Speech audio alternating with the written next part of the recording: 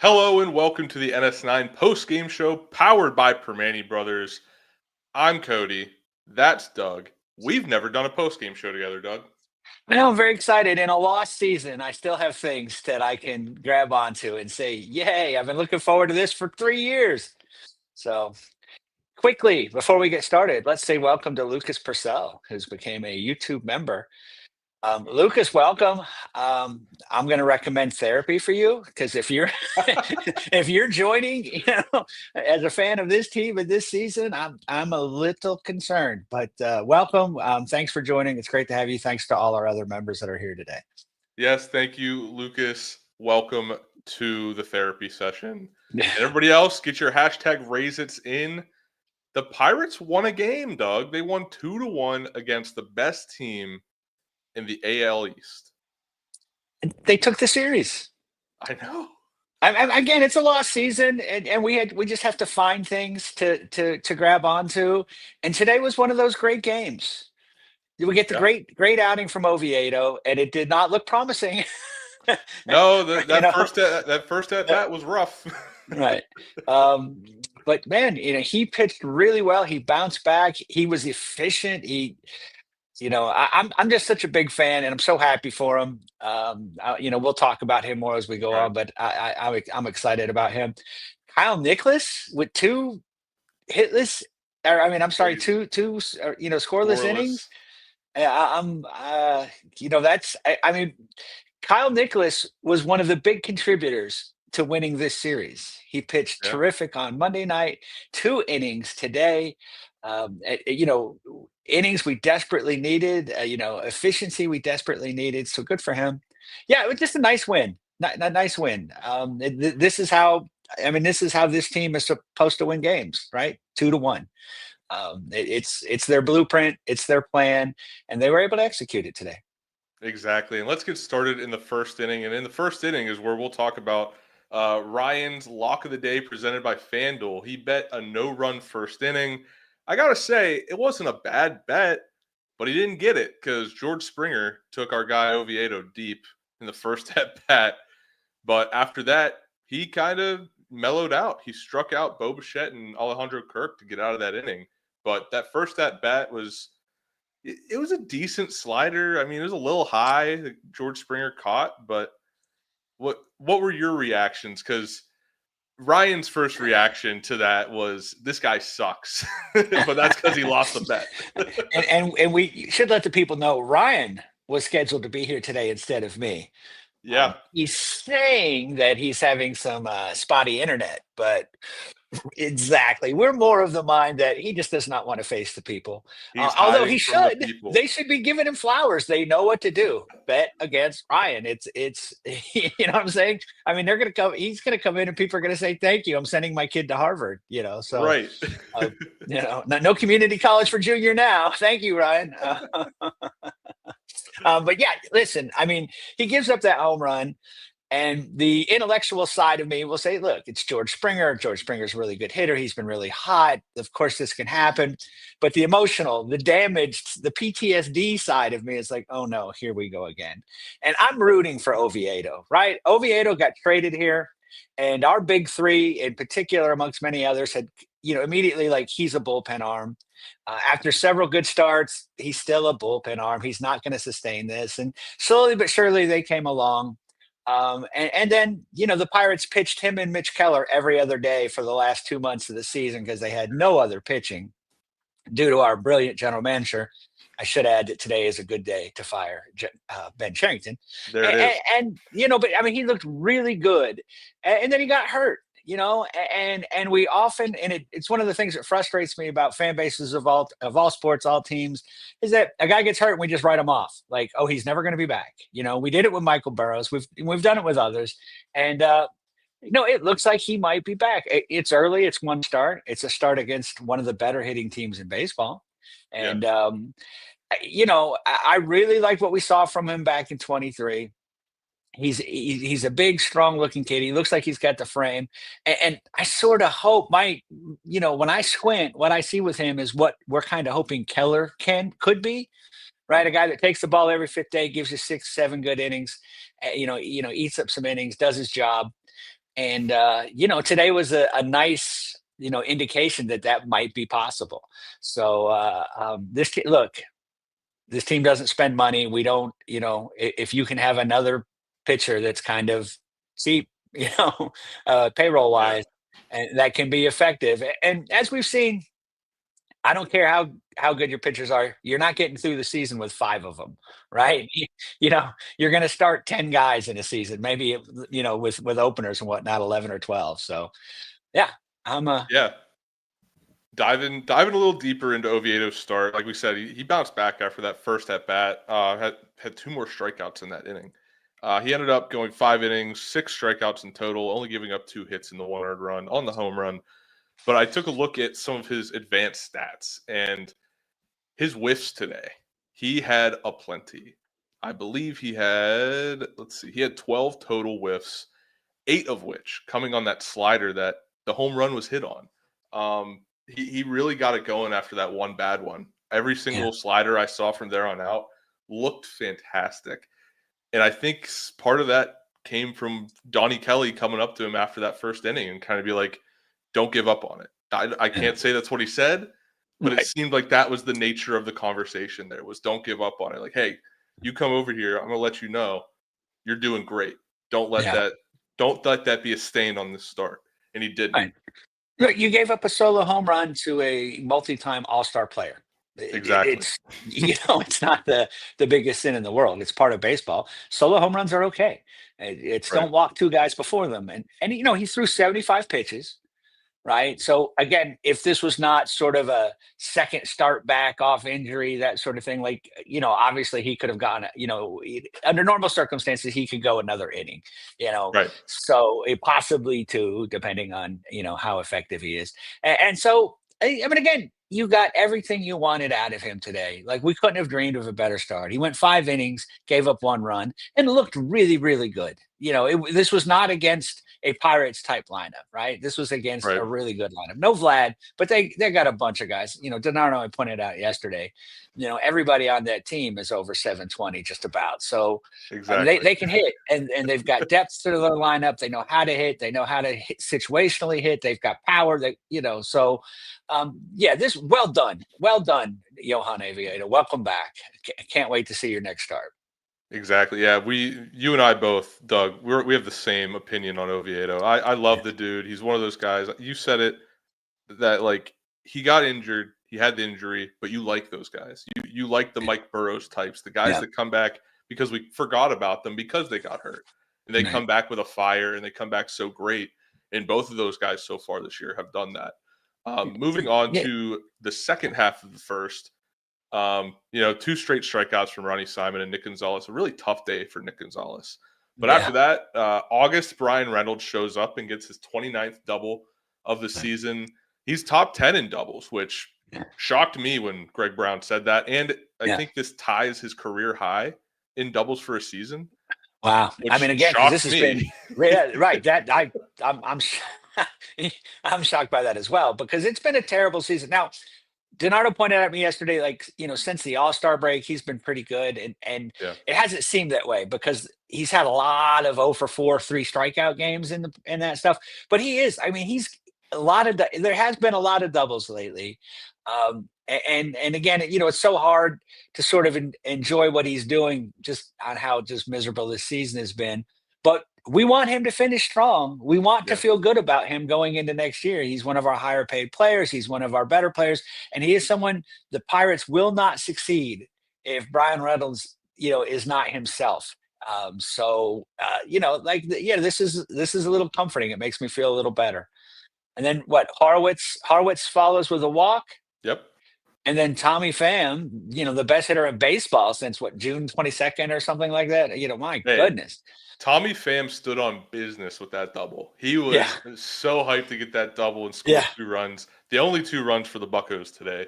But what a bounce back for Tommy Pham, man. Yeah, it's remarkable. I looked at his last 5. It's not super impressive, but his last 5 games, he's hitting .267. He's got a home run, 3 walks. It's not super impressive, but on a Pirates lineup like this, it's damn impressive.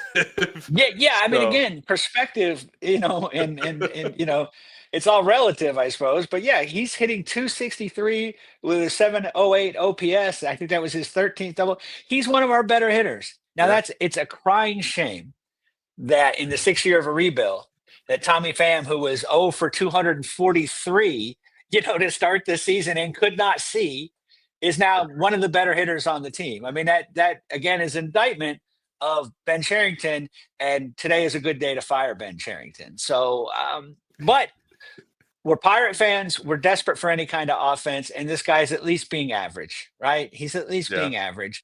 And I say all the time, this team needs 4 average hitters. And then on top of that, they need 4 above average hitters, but, baby steps. So, and Tommy Pham, his past couple seasons have not been good. He has not played this well in these past couple seasons. So, maybe it's getting the right contacts. Maybe it's, drinking out of the Allegheny. I'm not sure, but it may be Primanti brothers, but Tommy Pham has looked good since then. And I know it's crazy, and I wouldn't be mad if they re-signed him. Oh man, you're going that far.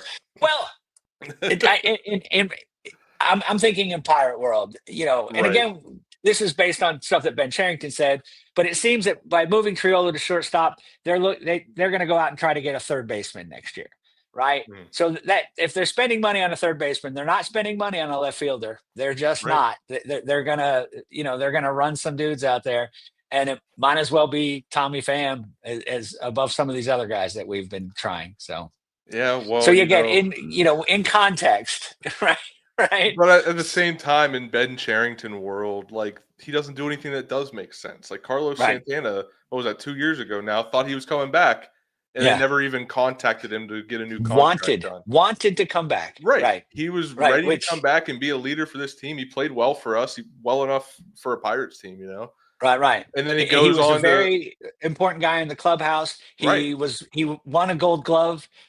You had everything you needed right there. Like, oh my gosh, a guy with leadership, a guy with that can hit a little, a guy that's winning a Gold Glove. He was an important figure amongst the Hispanic players. Yeah. We're not even going to call him. Not even going to call him. And then he goes on to play for the Twins and leads them to the wild card, which they didn't win the wild card, but they at least made the playoffs. But they made the playoffs. That's all I got to say about the possibility of signing Tommy Pham. Whether you want it or not, I don't think it's going to happen because I don't think GMBC really knows what he's doing. But anyway, no, he does not, and he doesn't make the sensible move. And he's always zigged, when he should have zagged, and it's really something. I mean, again, it's post game show. Let's get back to the get back to the game. But we could talk about all the moves this year. Ugh. So just to skim through these beginning and middle innings, since not much happened after the scoring. I noticed Chris Bassett was just painting the corners for the Blue Jays. Nick Gonzalez was getting frustrated. There were some balls that were just painted on the outside part of the zone. And he was frustrated, obviously, but he was like, yeah, that was a good pitch. And then but Nick Gonzalez was also adjusting. Now, I noticed there were other players, such as Jack Suwinski, who I don't think he knew what was going on up there. I think Chris Bassett just had his way with him. It's funny that you say that. I think the same thing. It's like, it's not that he doesn't ever have to seem any idea what's coming or where it's coming to. You know what I'm saying? Like his approach to hitting. And so then, I mean, it doesn't seem like he's ever looking for the right pitch. I'm like, he just looks lost up there because he clearly has some talent. He's definitely got some power. But Bassett tied his season high in strikeouts this year with 10, and I thought he was going to surpass it because they took him out with Henry Davis coming up, like, and Greg Brown with a straight face, or maybe it was Joe Block. I was listening on the radio too. Is like they don't want him to face Henry Davis. I'm like, are you sure? you know, But that's the thing too, Doug, is like out of these other guys in the bottom of the lineup that have been struggling, they at least looked like they kind of knew what was happening. They could pick up the pitches. Right.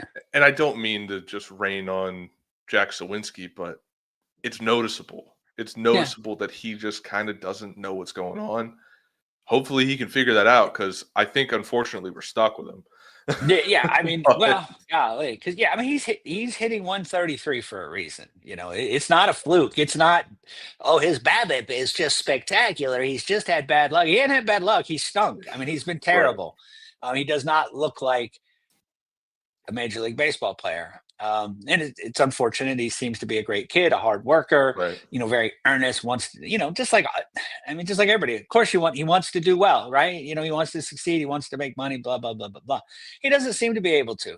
And it's unfortunate, but it seems to be the case. And the Pirates should move on. And they should move on right now, right? Because bring up Nick York, bring up Cam DeVay, do something, but whatever. I digress. But Nick doesn't look. I'm sorry, Nick. Jack doesn't look like he has it, and we can't. We can't keep rolling out 4 consecutive sub 200 hitters and ever expect. I mean, we scored 2 runs today for a reason, right? This lineup's pretty easy to get through. Your big guys kind of came through there, and Reynolds, Horwitz, and Pham, with 3 consecutive, double, walk, double. And after that, there wasn't much. It was a very typical 2025 Pirates game. They score in 1 inning. They never score again. And again, it's because you look at that lineup and there's just a bunch of guys that probably have not earned their major league roster spot. And yet here they are getting, significant playing time. So.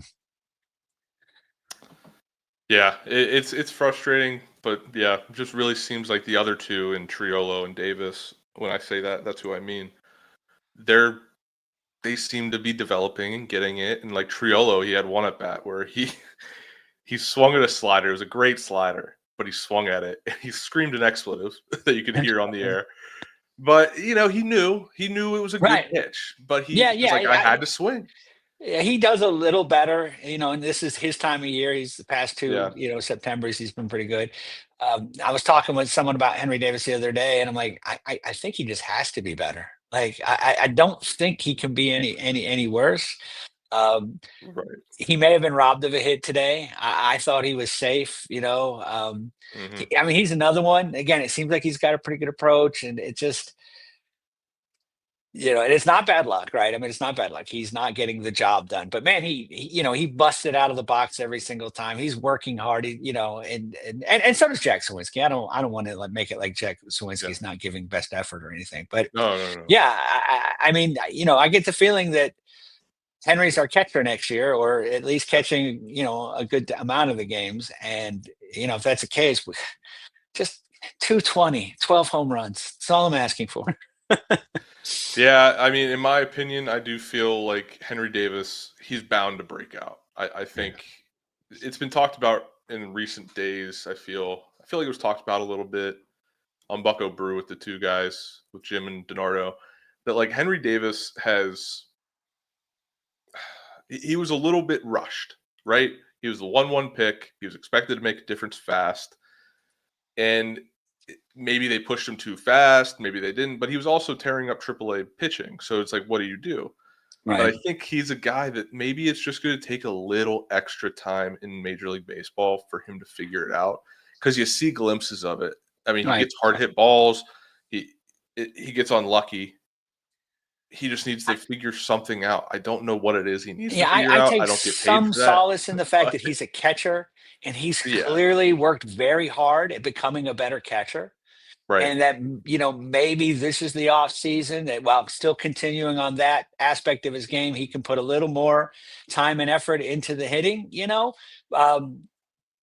Maybe I'm grasping at straws and hoping and all that sort of stuff. But yeah, I mean, the guy obviously puts in the work. There's no doubt he Right. puts in the work, and so there's room for improvement.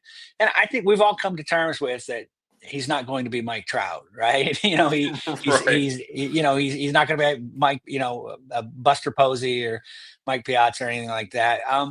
And we've lowered our expectations. And look, there's not very many good hitting catchers out there anymore. Cal Rowley is a unicorn at this point. Right. And if, like I said, Henry Davis can, in a world where the average hitter now is hitting 236, if Henry can hit 220, 225 and give you 12 to 15 home runs and call a good game and control the running game and be Paul Skeen's guy, I'm on board. I'll take it. I'll call it a win. Who knows? And then maybe he has one of those years where everything comes together. So. Yeah, and he also did his best Jose Tabata impression today. I don't know if you saw that on the broadcast. Max Scherzer's still mad. Yeah. They were saying they think Scherzer told the manager to go out there and talk to the umpire about it. Which I could see. I could see him being like, "Hey, I got screwed by that before. Don't let him do that." Yeah. It turned out okay for Max. It turned out okay. Yeah, exactly. So let's go on to the sixth. This is where things picked up a little bit from the pitching side. Kyle Nicholas comes in. Anytime Kyle Nicholas comes in, we're a little nervous, but a fantastic outing. 2-inning outing from Kyle Nicholas. Doug, this is a guy that I already said it, we all get a little nervous. You pucker your cheeks a little. Yeah, I was clenched. Yeah. Yeah. So what are your thoughts on his outing and kind of how he's looked recently? Listen, we've talked about this now for probably 3 years, right? The kid's got phenomenal stuff and has not been able to harness it. Now, these past 2 outings, and it's only 2 outings, it's the smallest of sample size. But if he could harness this stuff, he is a weapon in that bullpen. He is a late inning guy. We've already got a spectacular closer. Right? I mean, just a spectacular closer. You got Mattson exceeding all expectations, right? I think you're going to have Majinski in the bullpen, next season. He looks like he'll be getting some starts now. This again lost season with all sorts of stuff going on. But like this bullpen, the makings of a very good bullpen are there. And Nicholas could be a big part of it. Now, I'm not ready to buy a bunch of stock on 3 innings. No. But 2 back-to-back good innings against good hitting team. We need to embrace the positive and if he can do what he did in this series, we've got a dynamic pitcher there, and he's got the talent. It's not lack of talent, right? It's not lack of talent. So hopefully he keeps working and he harnesses that and pays attention to guys like Paul Skeens and some of these other guys and learns from them. And man, it would be fantastic if he could do that. Yeah, and then my favorite addition to the bullpen, Mr. Mattson, the Panther, as I like to call him, comes in for an inning. Gets a strikeout, gives up no hits. And like you said, there's the makings of a great bullpen here. Yeah. These guys, I mean, this is probably the best outing since the All-Star break for all 3 of these guys. Yeah. I mean, this is one of the great, 6th, 7th, 8th, 9th we've had. Again, it's against a good team. A good team that's fighting for something, right? They're not coasting on anything. And Mattson comes in and does his thing. And we've talked about this several times. He came up, I thought, wow, what a nice story. He's up from, I was born in Meadville, not too far from Erie, and the area, not too far from where he was born, so it's like, I got a soft spot for him. Then he went to Pitt. Nice story. He's 28 or 30 or whatever, how old he is. And you're like, okay, you just thought it was one of those. He's going to come up. He's going to get a couple innings. We'll Cam view him. We'll pitch him 76 innings. 76 pitches in 2 innings or something, and never see him again. But hey, his family got to see him pitch at PNC Park. Isn't that wonderful? Right. No. He decided to rewrite that script, and make himself the star of the story. And he's been really good. And it doesn't make sense. He's not he's getting guys out with 94-mile-an-hour fastballs, not with particular spectacular movement or anything. He's just pumping in his fastball. It's one of those, it's one of those classic Bill Cowher things. You know what's coming. I know what's coming. And now who can execute type thing, and he's executing, and it's great. And it's a great story in a season that has not had great stories. So Right. I feel comfortable when he comes into games now. Me too. So there's not much more you can ask for from a reliever than that. Yeah. And then our guy, Dennis Santana, Denny's 1, 2, 3 inning for the ninth, comes in, 8 gets pitches, a strikeout, 8 strikes. 8 pitches. Dope. So dope. There you go. So dope, Doug. I loved it. All three of them were dope. I was just looking at it. Let me find it again. Nicholas, 20 pitches, 13 strikes. Mattson, 14 pitches, 10 strikes. And like you just said, Santana, 8 pitches, 8 strikes. Right. Nicholas didn't have any strikeouts, which, he's kind of a strikeout guy. And he was throwing strikes, getting contact, and letting the defense do their thing. Yeah, it was a very impressive outing by this bullpen. Like I said, they've been struggling as of late, and now to just come back and do what they did. And then also, as Ira brings up, Canario with the play in the outfield. What a catch. Yeah, it was a nice catch. And just about every time he's made a catch, he's looked lost. He's circled it, but hey, he did it. It was, good job. I mean, again, the pitching and defense is a pretty well played game. And, we didn't get much offense, but we got all the offense we needed. Good win, right? A good win in front of 11 people. And we have more people in our chat than we're at the game. So right. And you bring up the defense, and it seemed like even when there was a miscue, the guys came right back and kind of redeemed themselves. Like Peguero in the middle innings, he booted a ball. He was you could tell he was upset about it. He wanted to make a play. But then I think it was the next batter, he throws into a double play. He got the ball off fast. It was crisp, looked great. And I was like, that's what I'm talking about. Like, bounce back quickly. And that if they can continue to bounce back quickly, then these mistakes probably won't happen as often, So great game by the Bucs. As the title says, Tommy Pham stood on business. He got the Pirates their only 2 runs of the game, and the Pirates beat the best team in the AL East, the Toronto Blue Jays. Almost said the Baltimore Blue Jays. That would have been completely wrong. Yeah, but that would have been way off, right? Wrong city, wrong team. This is a Pirate game. I would say this. We knew from day one this team doesn't have a lot of offense, and if they were going to win, it was going to be like this. And you got everything you needed, right? You got the timely hitting and the good pitching, and it's a good win. It's sad in a lost season, but we'll take them what we can. Yeah, I mean, my final thoughts are I love that Oviedo's back. Yes. He's looking like himself. He's pitching like a douchebag, as he said. Yeah. God, I love that guy. Yeah, I'm happy for him. I'm glad he's back. I'm what do you get? Maybe 5, 6 more starts. That'd be great. I'm looking forward to every one of them. And ever since he made that comment, what was that, 2 years ago now? Yeah, it's been a while. I've been a fan of him because he knew what he needed to do to be better. He was pitching like it was a job. Now he's pitching like it's his life, and I love it. I love that change of attitude. It's either I'm going to pitch well or I'm not going to be here type of It's attitude, that sense of urgency that this team seems to lack a lot, right? Like, exactly. Like this moment is important. This pitch is important type thing. And it'll be great to have that on, again, I'll have no problem watching him and Skeens back to back for the next couple of years, Right.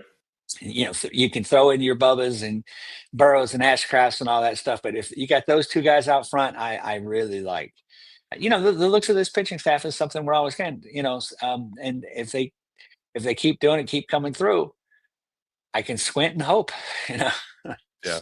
And I'd actually like to correct Bucko Mike here, because Oviedo's velos were not down, according to StatCast or whatever this is, Savant, Baseball Savant. His velos were actually up a little bit. So Bucko Mike, you're wrong. Not every day I can tell Bucko Mike he's wrong. And it's a rare thing there. But anyway, Doug, I think these people are ready for sandwiches. What about you? Yes, absolutely. I don't get to do this too often, so let's give out sandwiches. Hashtag raise it. We got 67 people. Let's get that to 70, guys. We need 70 people. Subscribe, join. There's all sorts of, like the video, tell your friends and neighbors, join our Patreon, get some emojis. Now, Bucko Mike, pipe down over there. I'm talking about this year. Pipe down. We got a new member in Lucas Purcell today, so there's no reason we can't get a few more.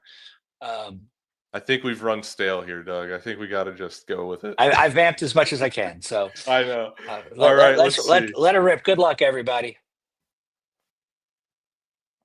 Who do we got? Who's our first winner? Ramsey Core. Congratulations, Ramsey. Congrats. Let's go to our next one. Draw again. All right. Last chance. A lot of familiar faces in there. I like to see it. Yep. Our chat is great.